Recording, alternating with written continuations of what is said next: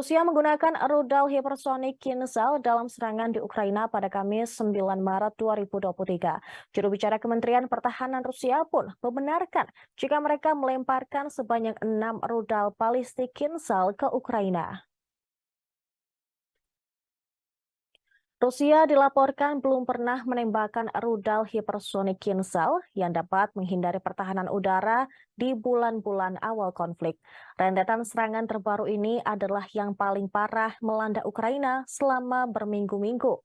Serangan udara bahkan memutus aliran listrik ke pembangkit nuklir Zaporizhia, pembangkit listrik tenaga nuklir terbesar di Eropa, meskipun dipulihkan tidak lama kemudian. Kemudian pada hari Kamis 9 Maret, juru bicara Kementerian Pertahanan Rusia, Igor Konaschenkov, menyebut senjata berbasis udara, laut, dan darat jarak jauh presisi tinggi, termasuk sistem rudal hipersonik Kinzhal, mengenai elemen kunci infrastruktur militer Ukraina.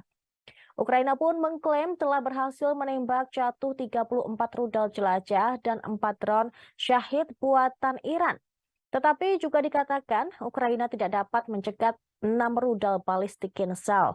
Ukraina juga tak mampu menghancurkan senjata yang lebih tua seperti rudal anti kapal KH-22 dan rudal anti pesawat S-300. Juru bicara Angkatan Udara Ukraina mengatakan ini adalah serangan besar pertama kalinya dengan menggunakan banyak jenis rudal.